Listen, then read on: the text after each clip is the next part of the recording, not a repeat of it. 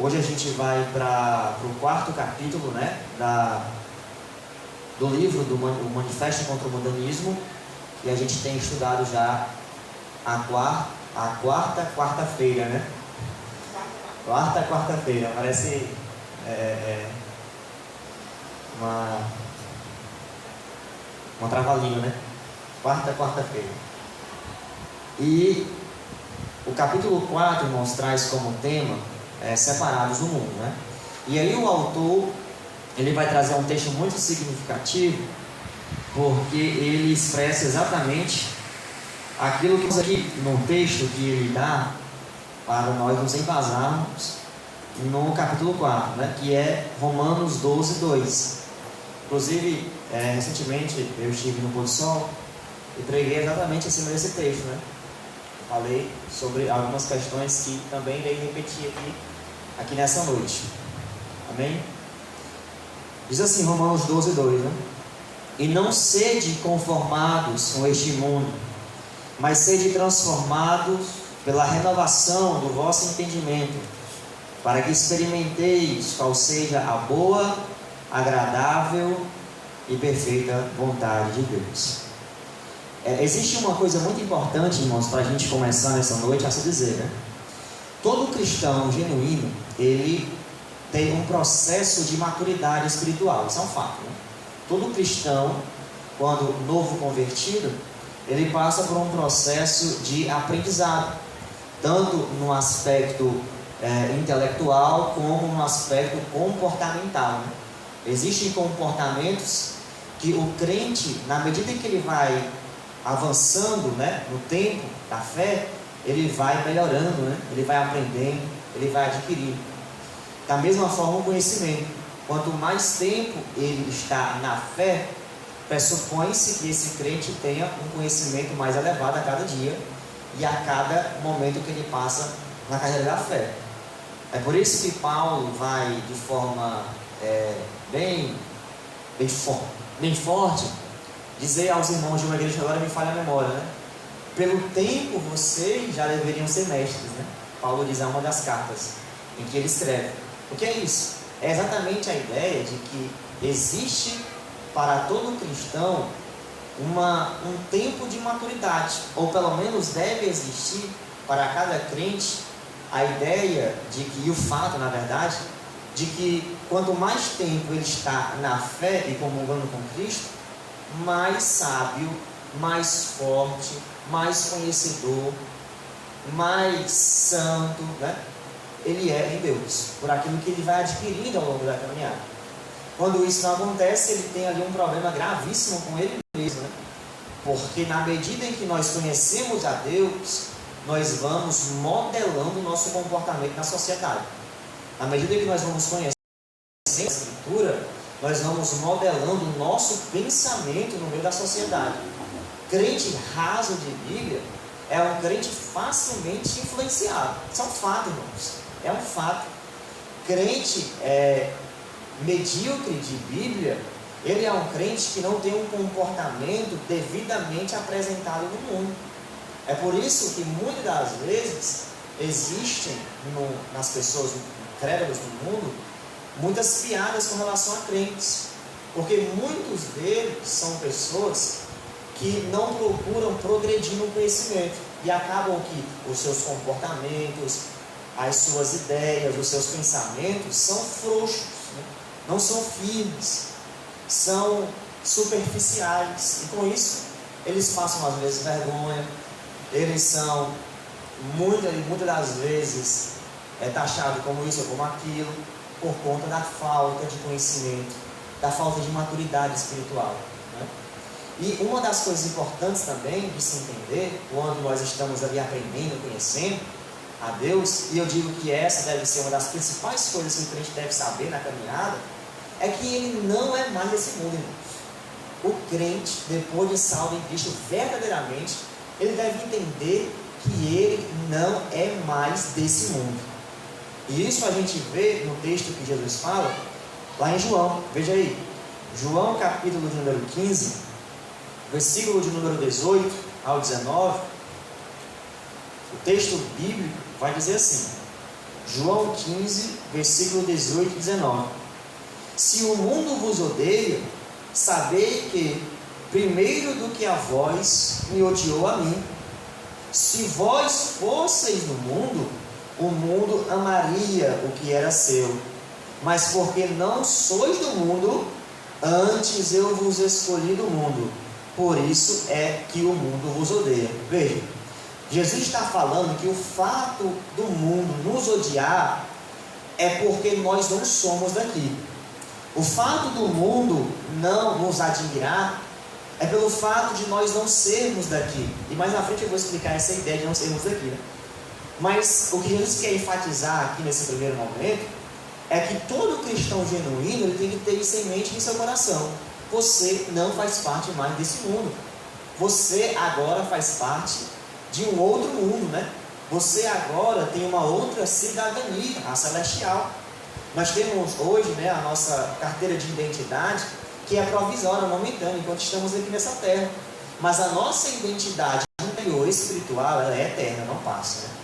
Então, o que Jesus queria enfatizar, né, de forma indireta ou direta no texto, é que nós temos uma identidade nova, fora essa que a gente já tem no mundo.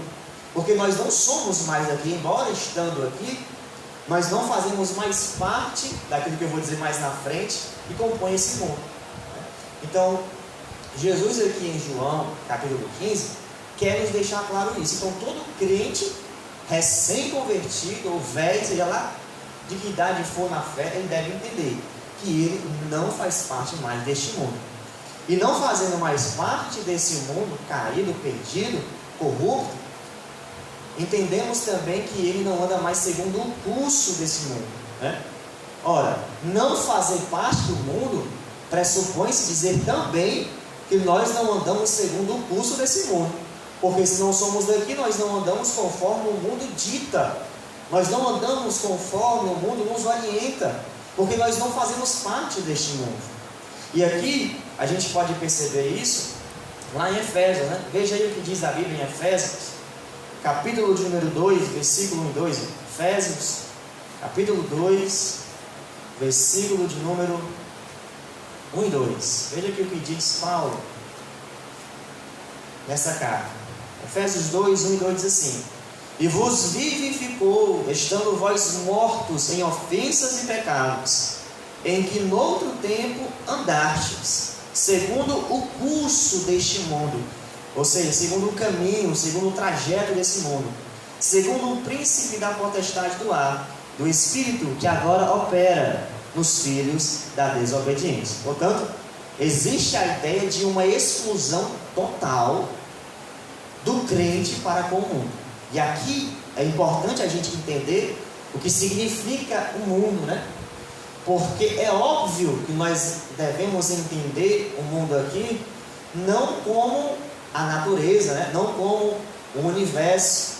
O mundo aqui não significa dizer apenas aquilo que nós estamos enxergando, tocando nesse mundo. Mas o mundo aqui nos dois textos, ele indica, irmãos, o sistema de coisas. Quando Jesus fala que nós não somos mais daqui, ele quer dizer que nós não fazemos mais parte desse sistema que opera no mundo. Quando Paulo fala que nós não andamos mais segundo o curso deste mundo, ele está dizendo que agora nós não estamos mais ligados à estrutura ideológica que governa esse mundo. Nós rompemos com o mundo. Nós não fazemos mais parte dessa estrutura ideológica, nós não fazemos mais parte desse sistema de coisas que corrompe o homem e leva o homem a cada vez mais para o abismo. Portanto, a primeira coisa que nós devemos entender enquanto crentes em Cristo Jesus é essas duas afirmativas aqui de Paulo e de Jesus. Vocês não são mais deste mundo. Vocês romperam com o sistema e vocês romperam com as ideologias deste mundo. Vocês estão completamente livres disso. Vocês agora são de outro mundo. Nós entendemos que, embora seja essa uma das ideias de mundo aqui, é óbvio também que nós aguardamos, né, como diz a Bíblia, a Nova Jerusalém. Então a gente pode entender o mundo aqui também como uma nova terra, um novo céu, que é a Nova Jerusalém, mas também entender o mundo aqui como um sistema de coisas, a estrutura ideológica que governa esse mundo, né? Então a primeira ênfase que eu quero fazer nessa noite é isso. Todo cristão deve entender que ele rompeu com o mundo. O mundo não faz parte dele. O mundo não faz parte mais do seu dia a dia. Não é o mundo agora quem dita a sua forma de viver. Não é as ideologias deste mundo que vai formar o seu caráter, que vai formar o seu comportamento. Pelo contrário, a sua nova cidadania, que é a cidadania do céu espiritual, é quem vai ditar o seu comportamento. E aonde é que a gente vai aprender isso? Na Escritura, na Bíblia Sagrada, né? Então a primeira coisa que a gente pode aprender nessa noite é isso. E aí, né, o texto lá do início de Romanos 12:2 envolve exatamente isso que eu estou falando. Porque quando Paulo adverte aquela igreja, dizendo para que ela não se conformasse com aquele mundo, é a mesma ideia daquilo que eu estou dizendo aqui nessa noite. É a ideia de não se parecer com o mundo, né? É a ideia de não tornar-se igual.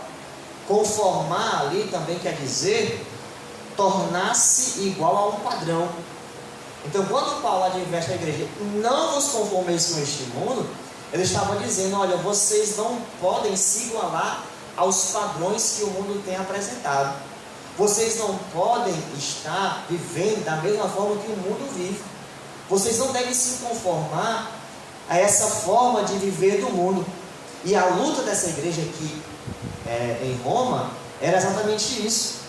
O contexto de Roma, irmãos, e isso que os irmãos já sabem, já foi falado aqui muitas vezes, era um contexto de muita diversidade cultural, religiosa, né?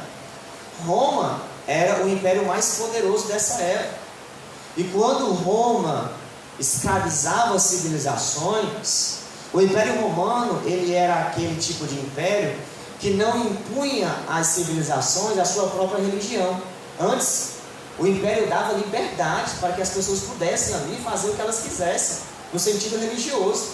É por isso que, em certo tempo, houve-se cultos e programações religiosas de todo tipo nas civilizações em que Roma dominava. Você é cristão, você pode adorar o seu Deus aí tranquilamente. A única coisa que o Império Romano requeria daqueles que ele estava subjugando era a lealdade a César. Vocês têm que ser leal a César. Inclusive, vocês têm que reconhecer ele como Senhor. Porque é que só o cristianismo, porque é que só os irmãos foram perseguidos dentre tantas as civilizações que estavam ali dominadas por Roma.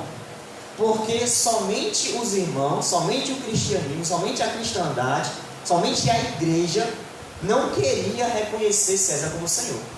Todas as civilizações que haviam ali, dominadas por Roma, facilmente reconheciam César como Senhor, porque para eles não havia problema, né? Dizer que César era o Senhor não afetava em nada a sua crença, porque não havia um senso de fidelidade completa, total e radical aos seus deuses pagãos. Então o que eles faziam? A gente vivia aqui dominado por Roma, e isso é bom para a gente, porque para a gente reconhecer César como Senhor é indiferente. Não vai influenciar em nada em nosso comportamento, em nossa crença, até porque nós acreditamos em vários deuses, né? Nós somos subservientes a vários deuses que nós aqui adoramos. Portanto, isso para a gente não vai causar tanto efeito ou nenhuma consequência no nosso coração e no nosso entendimento. Mas os cristãos não, os irmãos não, a igreja não. A igreja foi a única religião, né, vou falar assim, que foi perseguida pelos romanos naquela época.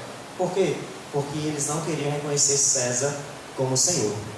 E naquele momento veio uma grande perseguição à igreja de Deus. Porque a igreja não se dobrou para aquilo que iria ofender a doutrina, para aquilo que iria ofender a verdade de Deus. Ora, a igreja acreditava que só o Senhor é Deus, né? A igreja acredita que só o Senhor é Deus. A igreja jamais poderá reconhecer o homem como o Senhor, porque ela entendia desde o seu nascimento que só Jesus Cristo é o Senhor. E eles não negociaram isso, foram fiéis até o fim. Então, A igreja em Roma tinha o grande desafio de lutar contra o homossexualismo que já existia, né? A igreja em Roma tinha que lutar contra a diversidade religiosa que tinha.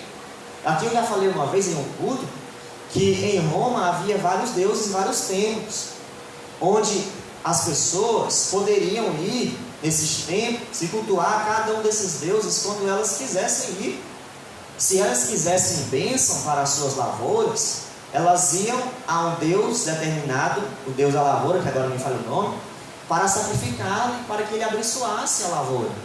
Se eles quisessem vitória na guerra, que era chamado de Deus Marte lá em Roma, eles iam ao templo do Deus Marte e sacrificavam, para que o Deus Marte lhe desse aquela bênção.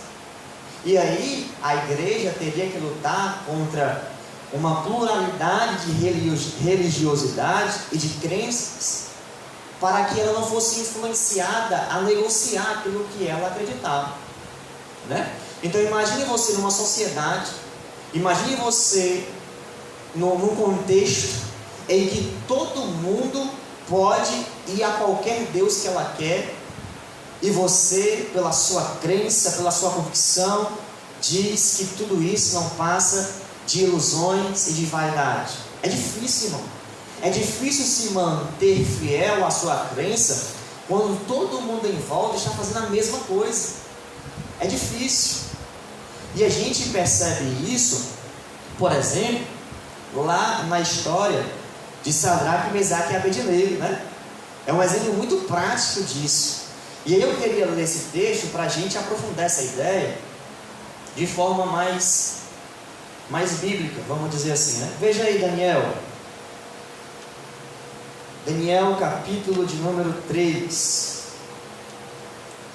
Vamos ler a partir do 6, né? Daniel 3. Daniel capítulo de número 3. Versículo de número... Vamos ler a partir do 6, né?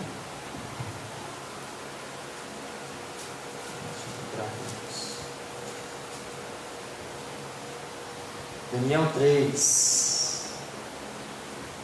Vamos ler a partir do 6.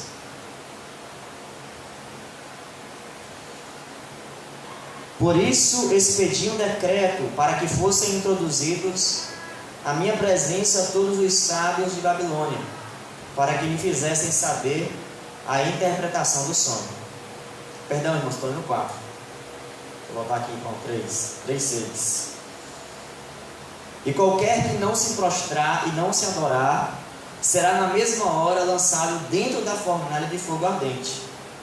Portanto, no mesmo instante em que todos os povos ouvirem o som da trombeta, da flauta, da harpa, da sambuca, do saltério e de toda espécie de música, prostraram-se todos os povos, nações e línguas, e adoraram a estátua de ouro que o rei Nabucodonosor tinha levado. Veja, o que é que está acontecendo aqui, irmãos?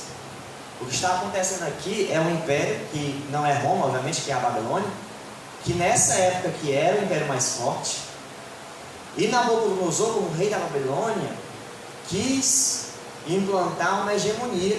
Todo mundo teria que pensar da mesma forma, todo mundo teria que fazer uma mesma coisa. No caso aqui, era se dobrar dentro da estátua dele. A ideia de Nabucodonosor era fazer que todas as nações, que todos os povos, e de que todos aqueles que estavam dominados, né, por eles, fizessem uma só coisa. Eles não poderiam fazer nada diferente daquilo, porque senão eles seriam penalizados, seriam cruelmente mortos na fornalha de fogo. Então essa ideia aqui de que todo mundo tem que fazer a mesma coisa é uma ideia que se perpetuou ao longo da história, através do comunismo, né? Através do socialismo, onde você, por exemplo, não tem propriedade privada não. Tudo que você tem é de todo mundo, né? A ideia de propriedade privada no marxismo, ou no socialismo, no comunismo, ela não existe, porque para ela ninguém pode ter mais, ninguém pode ter menos, todo mundo tem que ter igual. Só que aí, quando se diz isso, se nega a ideia de liberdade de se ter uma coisa para você mesmo. Você não pode ter algo que você conquiste de forma dura só para você. Isso aí é de todos, é do Estado. Isso aí não é só seu, é de todo mundo. Então, quando Nabucodonosor ele implanta esse momento aqui, esse fato, quando isso aqui acontece, ele quer passar a mesma ideia que se perdura até hoje.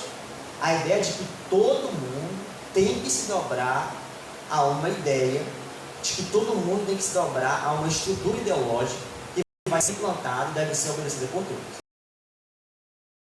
O texto continua, né? O texto compara todo mundo se dobrando, né? Porque imagine se todo mundo se dobrasse, não houvesse ninguém aqui, né, que pelo menos enfrentasse, que pelo menos não se curvasse, né? Lá em Ezequiel, por exemplo, 22, a Bíblia vai dizer que Deus procurou alguém que estivesse na brecha por Israel, né?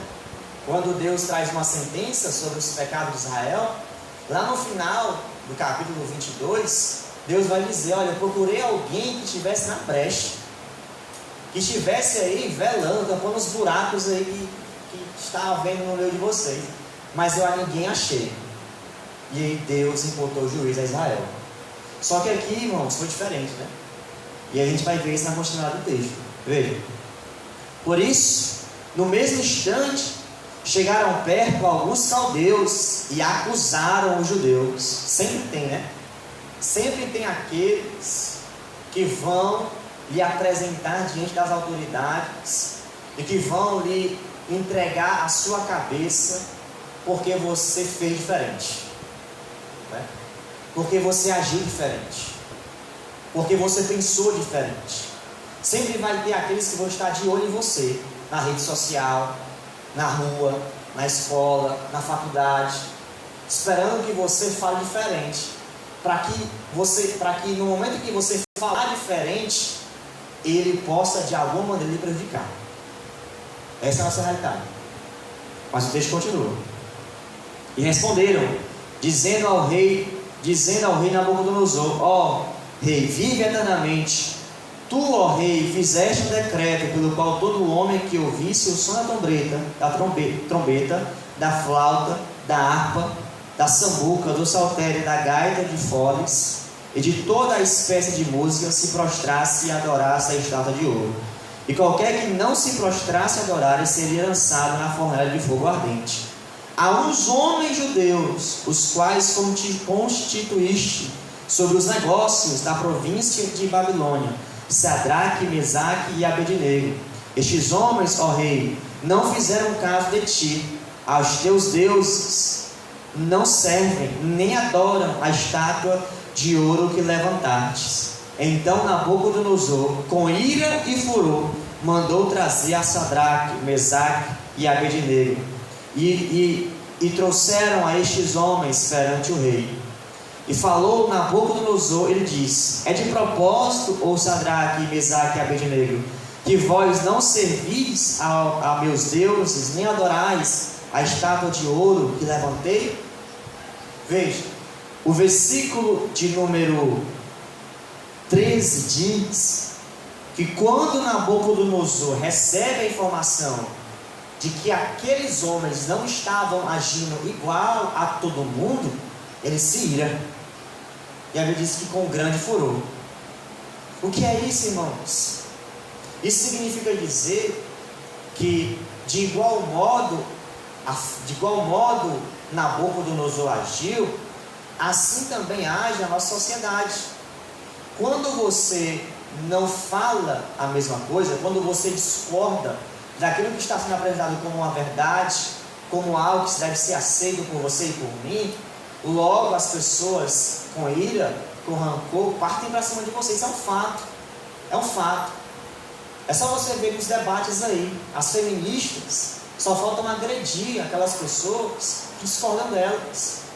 É uma fala iracunda, é uma fala cheia de ódio, né? Você percebe isso quando você está, por exemplo, debatendo com alguém comunista. Você vai ver que quando você fala uma coisa em que não tem resposta para você, ele logo parte para a agressão.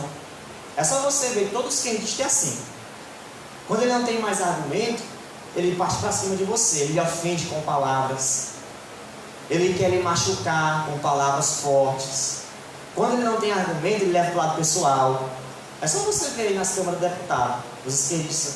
Quando eles não conseguem argumentar, eles querem ofender os deputados de direita.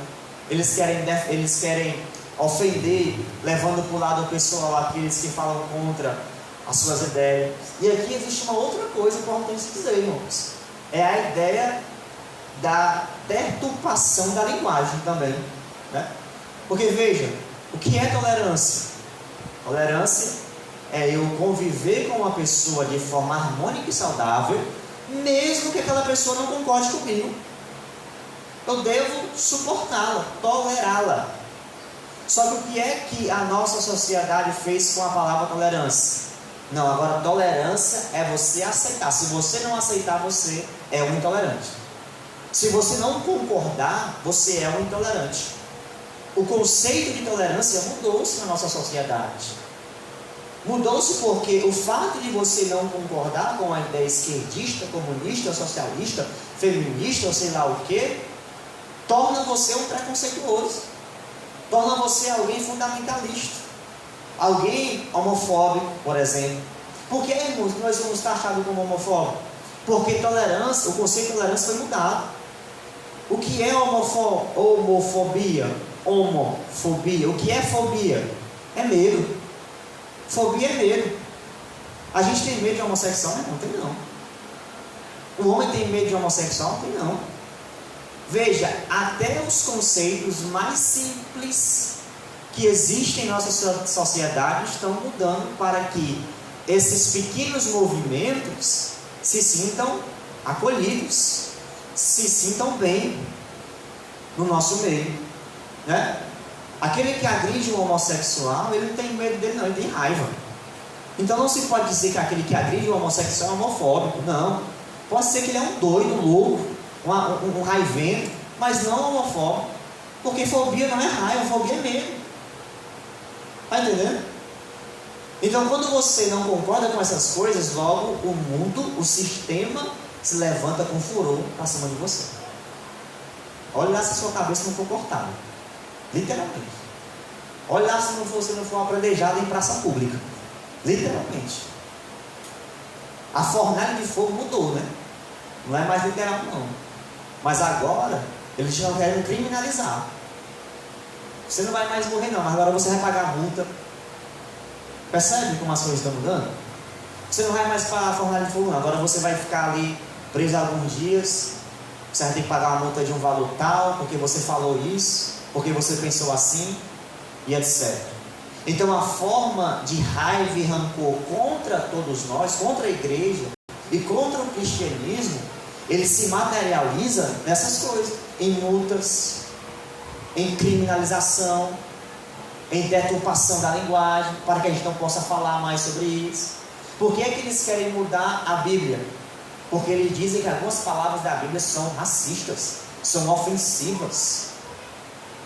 E se eles conseguirem fazer isso, a cada pregação que realizarmos, a prisão nos espera.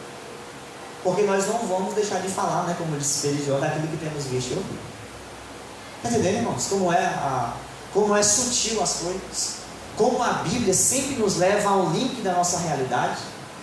O que é que Nabucodonosor aqui representa? A nossa sociedade. Uma sociedade que quer que você pense da mesma forma, que você age da mesma maneira. E se você não fizer isso, você vai sofrer consequências duríssimas, de multas, de criminalização, até mesmo de prisão, para que você aprenda a não falar mais, né? Aí isso também a gente vê no começo da igreja perseguida, quando os próprios mestres da lei lá em Israel pediram para que Pedro e João parassem de falar o nome de Jesus. Estavam querendo calar eles à base da paulada, à base da peia, né? Como disse a Aristides. Queriam parar eles através do chicote. Vocês não podem falar isso não, porque senão vocês vão sofrer mais consequências como essa e tal. Você queimará, prisão, açoites. Aí Pedro, né, se não me engano foi Pedro ou foi João, que disse aquela frase maravilhosa: nós não podemos deixar de falar daquilo que temos visto e ouvido, né? Então, toda a Escritura, ou pelo menos algumas partes dela, e algumas histórias, nos leva a um link da nossa realidade, e aqui não é diferente. E o mais interessante de se notar, além disso que eu já falei aqui, do texto, é que haviam Sadraque, Mesaque e Abednego na história. É que havia no meio dessa sociedade aqui, que estava completamente dobrada, aí estava o Nabucodonosor, 3 jovens, que não se dobraram. E Daniel, que não estava presente, mas certamente não se dobraria. Porque lá no capítulo ele disse que não ia se contaminar com as vagarias do rei. Ora, alguém que não se contamina com as vagarias do rei, alguém que não se prostra, não estava também. Isso é resultado lógico, né? Então, no meio de uma sociedade que estava completamente dobrada a Nabucodonosor, haviam 3 jovens que de forma muito corajosa não se dobraram. E se tem uma coisa que o nosso tempo requer de nós é coragem. Coragem. Crente frouxo dobra, ele não aguenta. Crente frouxo, crente com medo de perder isso, de sofrer isso ou aquilo outro, ele vai se dobrar facilmente. É por isso que lá na passagem de Gideão, Deus diz: olha, os covardes e medrosos voltam. O que é que Deus queria dizer com isso? Eu só quero na minha obra corajosos. Eu só quero na batalha pessoas dispostas a morrer pela causa. Eu só quero na minha obra pessoas dispostas a romper com o mundo totalmente. Eu só quero pessoas dispostas a sofrer até a última consequência. Portanto, se tem alguém aí covardemente amedrontado, volta. É melhor ir para casa do que sucumbir na guerra com ele, e covardemente, né?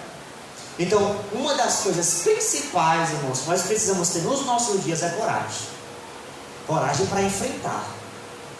Esses homens aqui, irmãos, estavam cercados por todas as nações da época, que estavam ali subjugados pela Babilônia. Esses 3 jovens aqui não estavam sozinhos, eles estavam com um bocado de gente ao redor deles. E tinha que ter coragem para dizer não. Uma coisa é você ser fiel a Deus lá no seu quarto. Uma coisa é você ser fiel a Deus sozinho. Outra coisa é você ser fiel a Deus com todo mundo te vendo, te olhando. É quando todo mundo diz que não é pecado e você dizendo que é pecado, né? Tem coragem de fazer isso? Eu só te perguntando isso essa noite. Você tem coragem de dizer sim quando todo mundo diz que não? Você tem coragem de ficar de pé quando todo mundo está se dobrando? Porque a advertência de Paulo para os irmãos e irmãs é essa: não vos conformeis a este mundo. Não se amoldem a esse mundo. Então todo o pensamento e toda a estrutura ideológica que está surgindo hoje na nossa sociedade são ideologias que querem nos curvar, irmãos, nos curvar totalmente. E aí é nesse momento que Deus vai ver quem são os corajosos de fato. Por que é que tem muita gente saindo da igreja, irmãos? Porque as coisas estão apertando. Deus está fazendo limpa, né? Como dizem alguns irmãos aí, em sua igreja. Pessoas que não querem um compromisso com a verdade, pessoas que não querem compromisso com a Escritura, com a doutrina verdadeira, genuína, estão saindo, não estão ficando não. Porque ainda se dobra. Aí sai da igreja, funda outra, onde se aceita aquilo que nós dizemos que é pecado, para que lá tenha o maior número de pessoas possível. Sabe? A nossa geração, a nossa cristandade, é uma cristandade que menos se gera verdadeiras conversões em suas igrejas, seu tempo. Por quê? Porque quando você vai lá, você não vê diferença nenhuma para o mundo. É o mundo dentro da igreja. Do que a gente conversou aqui uma vez. Quando você vai nessas igrejas aí, de jogo de luz, de parede preta, altar com prancha, pastor coach, teologia da prosperidade, você vai ver que a maioria dessas pessoas são fracas, biblicamente falando. Você vai ver que a maioria dessas pessoas não se sustentam ali. Daqui a pouco elas procuram outra igreja, daqui a pouco elas estão de galho em galho. Elas não se sustentam porque elas não têm firmeza naquilo que elas estão ouvindo e crendo naquele lugar. E porque não há diferença entre santo e profano, né? E se tem uma coisa, irmãos, que Deus quis deixar claro desde o Antigo Testamento, é que existe uma diferença entre o santo e o profano, entre a igreja e o mundo, entre Israel e as outras civilizações da sua época. Deus sempre quis deixar claro isso. Por que é que nós não ouvimos música secular? Por que é que a mulher cristã, genuinamente, não usa calça comprida? Por que é que a irmã não pinta o cabelo? Por que é que o irmão não faz tatuagem, nem a irmã? Porque ele sabe que deve existir uma diferença entre o santo e o profano, entre o mundo e a igreja. E isso Deus deixa claro desde o Antigo Testamento, né? Veja, por exemplo, aí um texto muito interessante, lá em Levíticos 10, né? Levítico 10. Levítico capítulo número 10. Versículo 11. Versículo 8 a 11. Veja. Levítico 10, versículo 8 a 11. Diz assim: E falou o Senhor a Arão, dizendo: Não bebereis vinho nem bebida forte, nem tu nem teus filhos contigo, quando entrardes na tenda da congregação, para que não morrais. Estatuto perpétuo será isso entre as vossas gerações. E fazer diferença entre o santo e o profano, e entre o imundo e o limpo, e para ensinar aos filhos de Israel todos os estatutos que o Senhor lhes tem falado por meio de Moisés. Veja, o que é que Deus está propondo aqui? Olha, você aí, sacerdote, você aí, israelita, você não vai beber vinho e nem bebida forte. Você não vai se embriagar, né? Em outras palavras, quando vocês entrarem na tenda da congregação. E isso é para que haja diferença entre o santo e o profano, entre o puro e o impuro. Veja, o que Deus está falando aqui? Olha, vocês não vão fazer uso de bebida alcoólica, porque vocês vão ser, e vocês são a diferença no meio de tantas civilizações que estão ao redor de vocês. Vocês não vão consumir essa bebida alcoólica, porque a partir disso vocês vão se tornar diferentes no mundo em que vocês estão vivendo. O fato de vocês não fazerem isso é o fato de vocês serem diferentes na sociedade em que vocês vivem. Em outras palavras, é isso. Não fazeis uso de vinho nem de bebida forte. Isso vai ser uma coisa perpétua em todas as vossas gerações, para que se faça a diferença entre o santo e o profano. Está entendendo? Vocês não vão fazer isso, porque não fazendo isso, vai haver uma diferença entre vocês e o mundo, entre vocês e as civilizações gentias, entre vocês e aqueles que estão de fora, porque é assim que eu desejo que aconteça. Então veja, desde o princípio, Deus deseja que através de um comportamento santo, bíblico, nós sejamos a diferença no meio da sociedade, no meio do mundo em que vivemos, né? Veja, por exemplo, o texto aí, ó, Ezequiel 44, muito interessante também sobre essa questão. Ezequiel 44.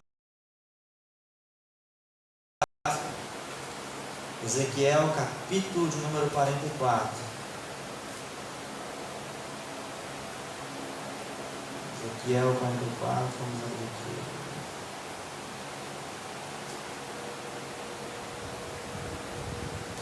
Ezequiel 44, versículo de número 20 ao 23.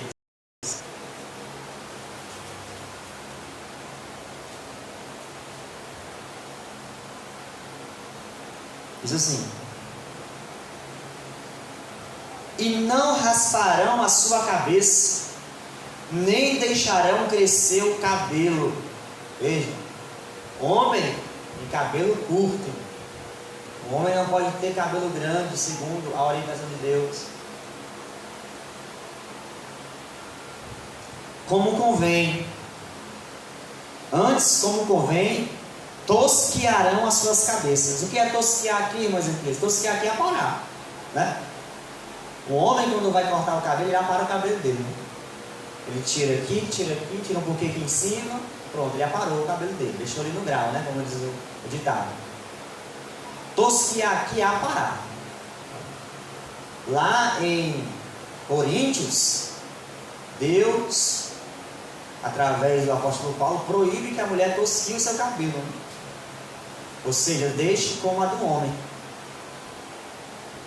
Então, a ideia aqui do primeiro versículo que nós estamos lendo é o seguinte: olha, o homem vai ter cabelo curto, ele vai tosquear o cabelo dele, ele não vai deixar crescer como o de uma mulher. A ideia do homem ter cabelo curto aqui, veja como a Bíblia responde tudo.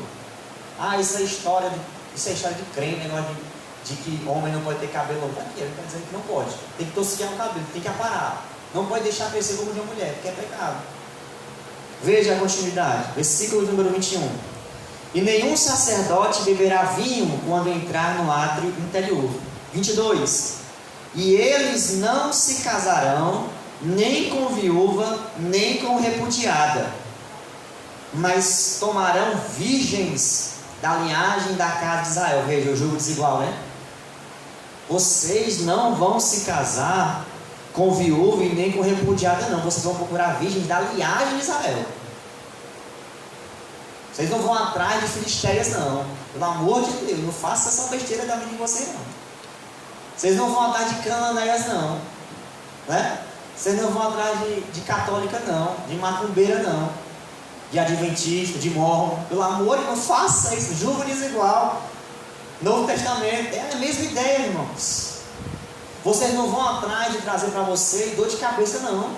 Procurem da linhagem de Israel que pensa a mesma coisa que vocês, que crê na mesma coisa que vocês. Veja, a ideia da diferença, a ideia de seguir um padrão no mundo, o padrão que Deus estabelece. O texto continua: das virgens da casa de Israel, ou viúva que for viúva de sacerdote. Versículo 23. E ao meu povo ensinarão a distinguir entre o santo e o profano, e o farão discernir entre o impuro e o puro. O versículo 23 é forte, irmãos, porque é uma ordenança de Deus para os líderes, para que eles ensinem aos que estão servindo a Deus que deve haver uma diferença entre o que serve a Deus e o que não serve a Deus, que deve haver uma diferença entre aquele que está servindo a Deus e aquele que não está, entre o crente e o mundo, entre a igreja e o mundo. E essa ideia aqui, ela é interessante, porque na medida em que nós ensinamos os jovens, as crianças, a se distinguirem do mundo, nós estamos obedecendo uma ordenança direta de Deus. Fazer diferença é uma ordenança de Deus. Porque irmãos, que existe um duro ataque contra o que é natural, contra a realidade. Por que existe um duro ataque contra aquilo que é contrário ao pensamento ideológico desse mundo? Porque a ideia da nossa sociedade e da estrutura ideológica que se formou hoje na nossa sociedade é que você não pode ser diferente, é que você não pode dizer que aquilo é pecado só porque você leu na Bíblia que é pecado, porque aquilo que é pecado para você, aquilo que é verdade para você, pode não ser para o outro, e com isso o outro pode viver da maneira que ele quiser viver, da maneira que ele quiser fazer e construir a sua vida ao longo da sua história. Então a ideia e o propósito do diabo, através das ideologias que tem se apresentado no mundo, é querer entrar nas igrejas para que não haja mais diferença em nada.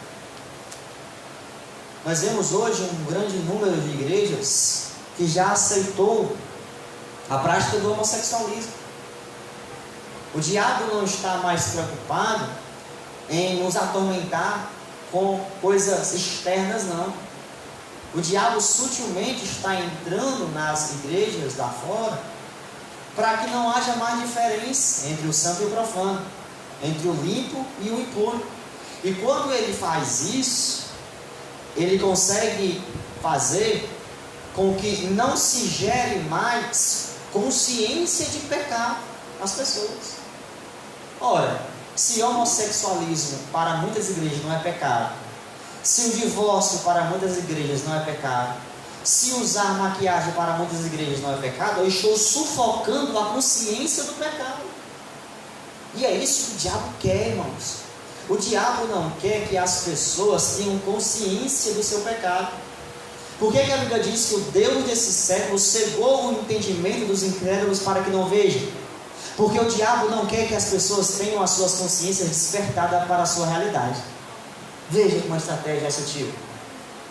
O diabo deseja que as pessoas fiquem cegas permanentemente, mesmo estando dentro de igrejas. Porque a partir do momento que eu subo aqui e digo que o homossexualismo não é pecado, que fumar não é pecado, que beber não é pecado, que fazer tatuagem não é pecado, eu estou sufocando a consciência do pecado. Eu estou sufocando na mente das pessoas o pecado que está escravizando elas. Eu estou mascarando isso. E daí a gente pressupõe que nessas igrejas dificilmente se gerem verdadeiras conversões. Porque na medida que eu não faço mais diferença entre santo e profano, eu não consigo mais despertar consciência para pecado. Porque o que era pecado deixou de ser. Então, do que é que ele vai precisar se arrepender, me diga? Você aí que está me ouvindo, do que é que aquele que está na igreja, que está fazendo tatuagem, que está ali fumando, que está bebendo bebidas alcoólicas, que está tendo relações homoafetivas, e ele está na sua igreja ouvindo isso como não sendo pecado, como é que ele vai ter consciência do pecado de fato em sua vida? Se aquilo que a Bíblia trata como pecado, você trata como coisa saudável, como coisa que não é pecado. Então, irmãos, essa ideia de Deus aqui no Antigo Testamento, ela é muito importante. Ela não deve ser esquecida por nós, porque é a partir da diferença entre santo e profano que se gera despertamento de consciências para o pecado, né? O pastor Glauco disse uma coisa muito interessante aqui na palestra dele, e eu vou repetir. Se as igrejas tivessem permanecido naquilo que elas criam desde o princípio, talvez o homossexualismo não estava tão forte como está nos nossos dias. Talvez a ideologia de gênero não estaria tão avançada como está nos nossos dias.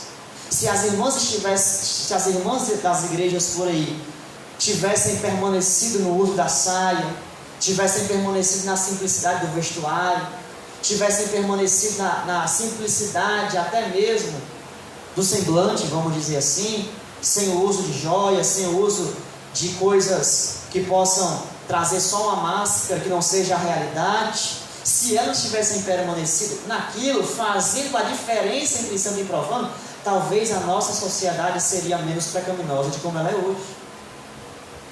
Mas porque se perdeu essa diferença, nós estamos vivendo dias tenebrosos e difíceis, principalmente na cristandade. Muito difícil. Disse, um certo pregador, que chegaria um tempo em que, quando fôssemos falar de verdade, precisaríamos provar que a verdade existe. O nosso tempo. E o tempo chegou, e o tempo é esse. Portanto, irmãos, fazendo essa pequena introdução, eu vou ler aqui algumas partes do livro, para a gente só situar um pouco e não deixar passar batido o livro, que é, na verdade, proposto pelos professores, a leitura do livro. Aqui no início, do capítulo 4, ele vai dizer assim: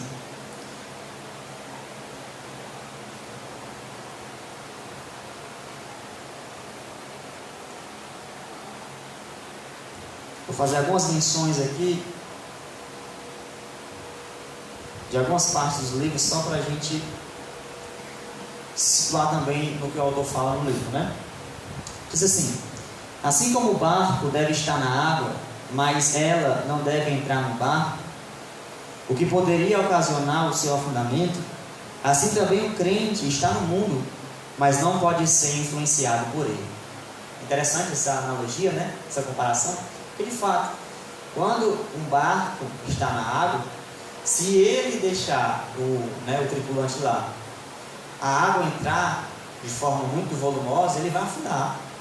Não tem outra saída não, ele vai sucumbir junto com a água, né? No fundo do mar. Na Bíblia, né, o mar revolto representa o mundo, né? Então, quando as igrejas abriram as portas para as ideologias e para relativização de algumas doutrinas bíblicas, elas estavam fazendo exatamente isso aqui que o autor propõe, né? Essa ideia de deixar a água entrar no barco e o barco afundar junto com a água, né, que estava no barco. Então, quando essas igrejas aderem a todas essas coisas, elas estão se afundando com o mundo. Se o mundo vai sucumbir com as suas ideologias, mas aquelas igrejas, ditas igrejas, que estiverem aderindo a essas ideologias, vão afundar junto, irmãos. Porque é farinha do mesmo saco, né? É água do mesmo mar. Está no mesmo embalo, vai afundar também. Aí ele continua. A cultura de um povo é a projeção de seus valores sobre os objetos. E ele vai dizer também: vivemos em meio a uma geração cuja postura ideológica filosófica relativiza a moral, ou seja, o certo e o errado, né? O que é certo para você pode não ser para mim. E é assim que a gente vai viver a sociedade, né? Não existindo uma moral absoluta. O que é certo para você, amém, fique com a sua verdade, e eu vou ficar aqui com a minha, e portanto a gente vai viver dessa maneira feliz, harmonicamente em sociedade. É isso que o mundo quer passar, né? Consagrando a ética subjetiva e situacional, construída existencialmente por cada um em particular. Existe um ramo da teologia chamado de ética cristã, né? O que é isso? Ética fala sobre o comportamento das pessoas diante de uma cultura, diante de uma moral. A moral é o que é certo e errado. A ética é o meu comportamento diante do certo e errado. Ou seja, eu sei que fazer tatuagem é mal. E a minha ética vai me levar ou a fazer tatuagem ou a não fazer tatuagem, dependendo se essa ética estiver fundamentada no objetivo e não no subjetivo, né? Ou seja, o que é o subjetivo? É uma coisa que eu interpreto por mim mesmo como certo ou errado, né? Então, para mim não importa se aquilo é absoluto. Eu quero interpretar como certo, eu vou fazer aquilo como certo, eu vou morrer achando que isso é certo, mesmo que não seja certo, né? Absolutamente falando. Então, a ética objetiva é a ética que nos diz que a minha ação diante do errado deve ser sempre rejeitar o que é errado. O meu comportamento diante da moral absoluta deve sempre ser obediente ao que é correto. O meu comportamento não deve ser diferente da minha moral absoluta, porque se for, eu estou entrando em contradição, né? Por exemplo, um crente que diz que fazer tatuagem é pecado, mas ele fez uma tatuagem e escondeu de todo mundo. Eticamente, ele agiu contrário à sua moral. E com isso, ele cometeu um suicídio intelectual, vamos dizer assim, né? Ele crê moralmente no errado, mas eticamente em seu comportamento melhor dizendo, ele fez moralmente aquilo que é certo, ele crê moralmente naquilo que é certo, mas eticamente ele faz em seu comportamento erradamente aquilo que é considerado como certo. Ele faz contrário ao certo. Então é assim que nós vivemos, né? Em uma cristandade que tem uma ética subjetiva, que age conforme a sua própria interpretação do que é certo e o que é errado. E isso é um problema. Isso é grave. Vamos aqui para outra página, irmãos. Na página 40 tem algo também muito interessante, que ele fala assim: o alcoólatra é visto apenas como doente que precisa ser tratado e não como pecador, que precisa se arrepender para ser libertado por Deus. Veja, existe hoje a ideia de que o pecado não é uma coisa que deve ser levada em conta, né, na vida de uma pessoa. Na realidade, aquilo que ela está vivendo ali não passa de uma doença, não passa de um vício qualquer que ele precisa vencer. E aí ele pode ir para a ele pode ir para alguma coisa que socialmente possa ajudar ele a vencer. Mas aquilo ali não quer dizer que ele é um transgressor da lei de Deus, que ele é um pecador, essas coisas que os crentes dizem, né? A nossa sociedade quer negar o conceito de pecado. E aí, quando a sociedade nega o conceito de pecado e as igrejas não fazem mais diferença entre o santo e o profano, logo nós temos uma brecha enorme para que o mundo continue afirmando de forma mais veemente: não existe pecado que não passa ali de uma doença, de um vício, de um descontrole daquela pessoa sobre determinada coisa que ele faz, que portanto essa ideia de pecado não pode ser considerada, né? Então, quando a gente não faz mais essa distinção entre certo e errado dentro da própria igreja, logo o mundo terá mais respaldo para dizer que os problemas sociais são simplesmente problemas sociais, não tem nada a ver com pecado. Não tem nada a ver com pecado, né? Então veja como é sério, irmãos, a situação da cristandade, né? Como é sério a situação da cristandade. Nunca foi tão difícil evangelizar. Está difícil ganhar almas. Porque a gente vive no meio de uma cristandade hipócrita, irmãos. Hipócrita. Que não faz mais diferença. E aí as portas ficam ainda mais difíceis de se quebrar para que o pecador se arrependa genuinamente. Veja o que ele diz também aqui, ó. A igreja, de certo modo, deve ser uma contracultura. Ou seja, a igreja deve ser o povo, no meio de um povo que vive contrário às culturas desse povo que ele vive no meio dela. A igreja é um povo que vive no meio de um povo que vive diferente desse povo em que ela está no meio. Se ela não viver diferente, não vão ter dois povos, vão ter só um. Se não houver diferença no povo de Deus, não existirá mais dois povos, mas apenas um, porque os dois povos vivem da mesma maneira, pensam a mesma coisa, agem da mesma forma, creem nas mesmas coisas. E se é assim, portanto, não há mais um povo no meio de um povo, né? Não há. Por isso que Jesus, né, ele fala e chama a igreja de pequeno rebanho, né? Isso é interessante. Por que pequeno, né? E aí eu acho que já tem a ideia, né, irmão, de ser poucos aqueles que de fato fazem a diferença no mundo, né? A ideia de pequeno rebanho, a ideia de não ter força, a ideia de não termos os status deste mundo, de não termos o apoio político, de não termos o apoio financeiro do mundo, né, através da política, através de movimentos sociais que possam de alguma maneira tentar querer financiar a igreja.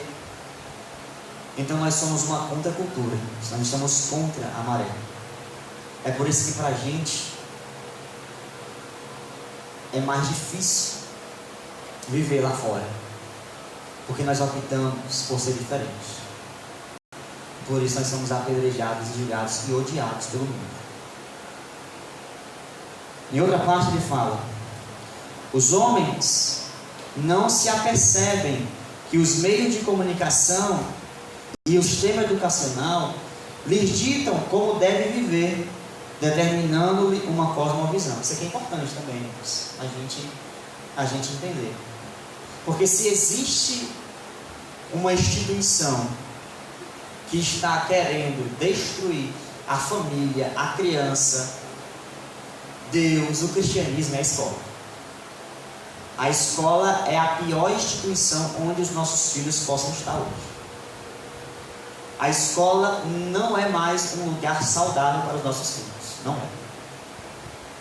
Porque nós encontramos nas escolas e no sistema educacional e no próprio sistema de disciplinas a tentativa de doutriná-los. Porque o que é a escola, irmãos? A escola, desde os primórdios, desde a Grécia, a ideia da escola sempre foi ensinar matemática, álgebra, português, biologia, física, ciências, questões sociais, questões, por exemplo, de sexualidade. Nunca foi tratada em uma escola, nunca. Mas no nosso tempo não. A nossa sociedade, a nossa era, o nosso sistema educacional em particular, né? Não começou de hoje, mas o nosso em particular, tenta a fina força fazer com que os nossos filhos estejam o dia inteiro na escola, para que eles possam passar o dia inteiro sendo doutrinados por certas ideologias que eles querem passar, né? Querem fazer com que nossas crianças não percebam como é errado a prática homossexual, trazendo ilustrações de que não tem problema, trazendo imagens de homem com homem, mulher com mulher, fazendo para que os nossos filhos já gravem na mente a ideia de ser normal aquilo ali. Então é um ataque feroz. A escola deixou de ser escola para ser um campo de doutrinação ideológica. Por isso aí, a gente que é pai, né, que é mãe, tem os nossos filhos aí na escola, vamos pegar o livro deles para ver o que é que tem nesse livro, irmãos.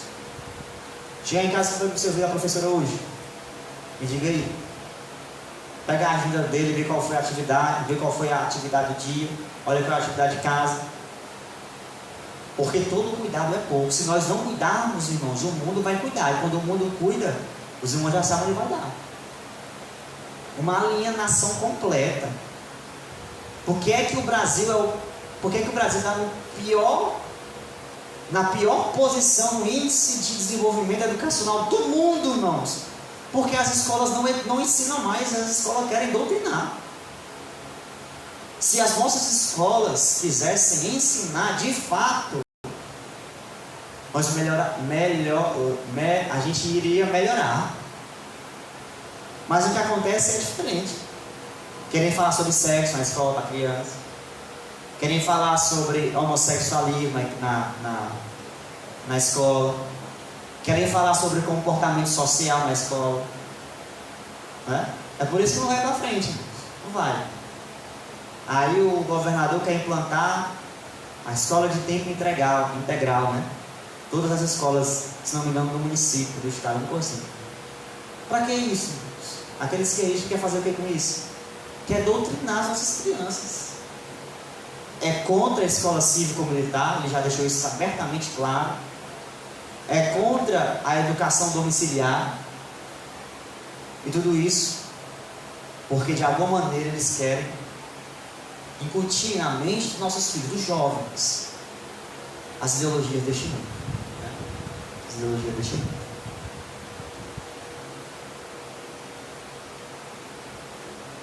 Deixa eu ver uma outra coisa aqui que a gente possa... Pronto.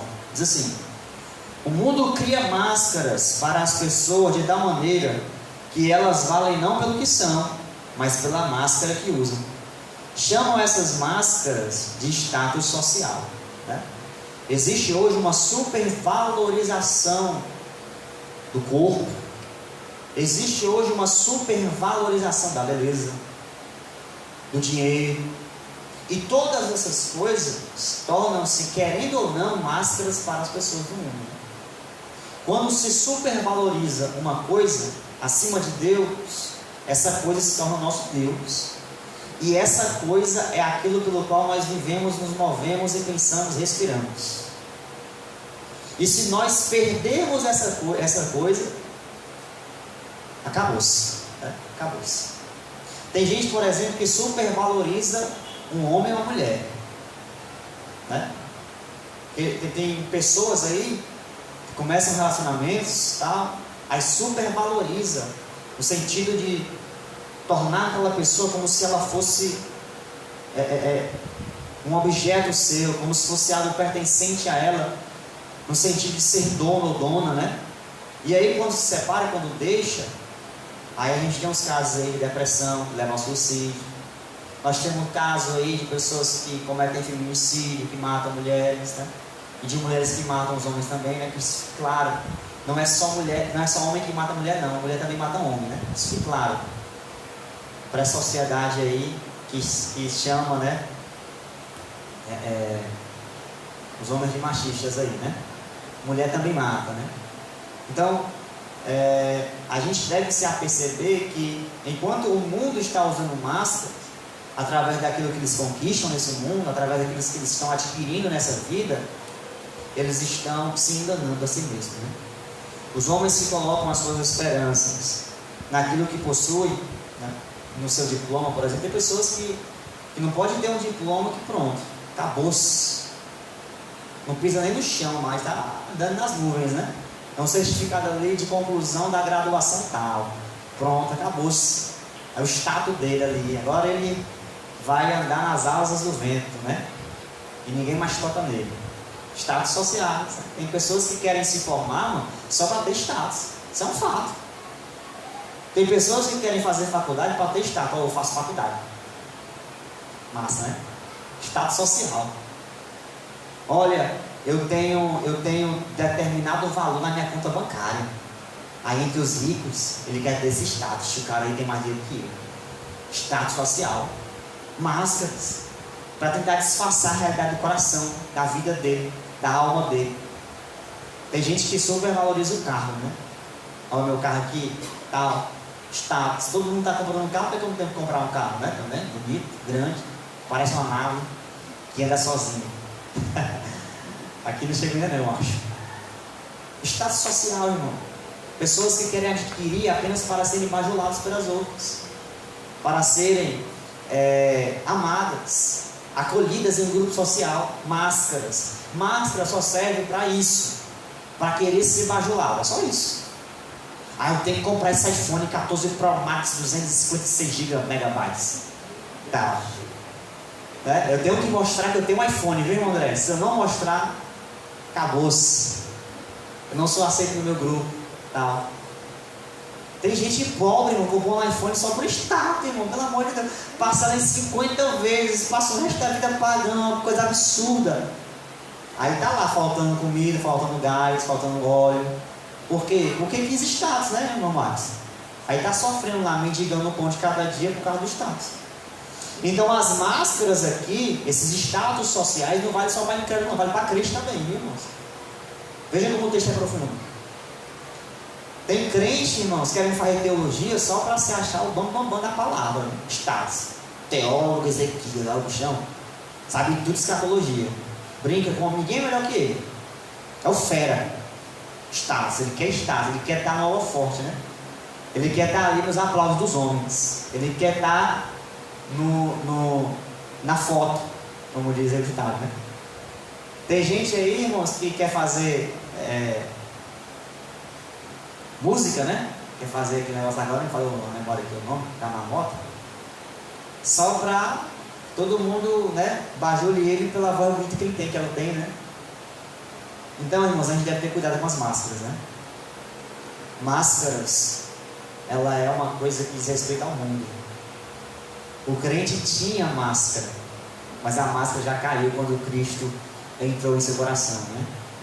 Tudo aquilo que nós formos fazer, todas as nossas intenções devem estar baseadas na glória de Deus. Por isso que a Bíblia vai dizer: quer comais, quer bebais, quer façais qualquer outra coisa, façais tudo para a glória de Deus, pelo amor de Jesus. Não procure aplausos, não procure status, não procure bajulação. Seja você mesmo, fale do seu jeito. Não queira falar igual fulano, beltrano, ciclano. Fale do seu jeito. As pessoas vão entender do seu jeito. Não é você tentando imitar ninguém, não. Você tem só isso aí. Seja feliz com isso aí. Seja fiel a Deus com isso aí. Ele vai honrar. Mas não queira máscara, não, porque máscara traz opressão para a alma. Máscara e status social traz desequilíbrio emocional, traz até mesmo depressão para a vida das pessoas lá fora. Porque quando elas perdem os status, perdem as máscaras, elas caem em completa desilusão, né? Completa desilusão, tá bom? Aí aqui, irmãos, tem um texto do Kierkegaard, né, que é um filósofo dinamarquês muito conhecido, que fez até um pequeno texto sobre Abraão, né, quando ele foi ao Monte Moriá sacrificar Isaac. É um texto maravilhoso, eu recomendo aos irmãos que leiam, profundamente assim, tocante. Nós vamos depois pesquisem lá, que ele faz uma reflexão do que se passava no coração e na mente de Abraão enquanto ele estava indo ao Monte Moriá. É muito profundo. Então é esse autor que vai dizer isso aqui, ó. A moda é uma hipócrita exposição da indecência, autorizada porque respeita as conveniências. Ou seja, ele quer dizer que a moda, quando surge, né, na sociedade, no mundo, ela surge apenas para querer suprir as conveniências das pessoas. Por exemplo, algumas pessoas desejaram andar de forma mais despida, então a moda deu a ela a sua conveniência, ou seja, aquilo que ela queria usar, uma roupa onde se mostrasse tudo dela, né? Então a moda, ela é uma forma de fazer com que as pessoas tenham o que elas querem, para que elas se sintam bem consigo mesmas, né? Então a moda, ela é, como diz, né, o Quincas, uma hipócrita exposição da indecência. A partir do momento que eu desejo usar isso ou aquilo apenas para o meu prazer, apenas para o meu deleite, para as minhas paixões, apenas para satisfazer um pecado até, logo eu entendo que a moda como um todo, ela surge apenas para que as pessoas se enganassem com uma falsa ilusão de beleza até. Com isso, andando indecentemente. A moda, irmãos, é uma das piores coisas que existe no mundo, né? Porque é a moda que promove as maiores aberrações que nós podemos enxergar no mundo das roupagens, né? Vamos dizer assim. Tomara que caia, aquelas saias, aquela saia calça, né? Que foram feitas para tentar conciliar uma ideia, principalmente para as irmãs, né? Eu estou usando essa saia aqui, mas é uma saia calça. Tem a saia que é junto com a calça. É uma forma de entrar até nas igrejas, né? É uma calça, só que ela é saia. Então, pode usar, né? Calça, saia. Só que é a junção de duas coisas, né? É a junção da calça, que não pode, né? E da saia que pode. Então, veja, a artimanha, né? Não pode, pode. O importante é o que tem no meio do que pode, né? Tá entendendo? O importante é que tem no meio da calça o que pode, que é a saia. Então use. Não tem problema nenhum. Né? A moda é isso. É uma hipócrita indecência. Ela ilude, ela engana de fato aqueles que querem fazer uso dela, né? Amém, amados? Eu ia comentar uma outra coisa aqui, mas eu queria só dizer uma coisa, né? Uma forma de vencermos todas essas coisas que aqui falei é seguindo a orientação de Jesus quando pede para que nós sejamos como uma criança, né? Uma criança que é inocente. Criança não usa máscara, né? Criança perdoa facilmente. Criança não busca os seus próprios interesses. Crianças andam conforme a sua inocência, né? A ideia do crente em Cristo traz a ideia da inocência, né? A ideia de que agora em Cristo ele está procurando sempre o que é melhor para o outro do que para si mesmo. É a ideia de que agora ele está sempre pensando no outro mais do que em si mesmo. É a ideia de que agora ele ama o próximo como a si mesmo. Então veja, a criança, ela geralmente nunca pensa em si mesma. Ela sempre pensa na outra criancinha. A criança nunca guarda ressentimento e ódio. Quando tem ali um momento de briga, de confusão entre crianças, algum tempo depois, ou até mesmo imediatamente, já estão se abraçando, se beijando, brincando novamente.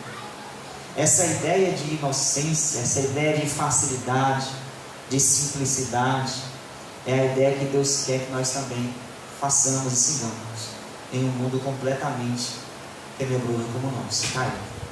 Amém? Então, o conselho que eu quero aqui dar para encerrar é esse.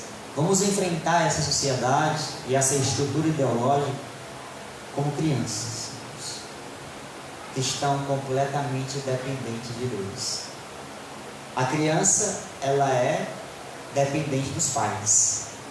A criança ela é completamente dependente daqueles que estão ali suprindo as suas necessidades. Criança não come só. Criança, muitas vezes, não toma banho só. Criança não vai para a escola sozinho. Criança não toma remédio sozinho. Criança não consegue, às vezes, dormir sozinho, quer dormir com o pai, com a mãe.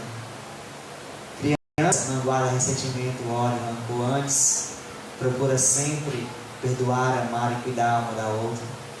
E é dessa forma que nós devemos viver no nosso mundo. Nesse mundo, né? Que não é nosso mais. Já foi e não é mais, né? Para que nós possamos defender fielmente, irmãos, a nossa fé quando nos pedirem razão dela, como diz a Bíblia, né? Você tem que estar pronto para defender a sua fé, para defender aquilo que você acredita quando lhe pedirem a razão dela. Amém? Deus abençoe.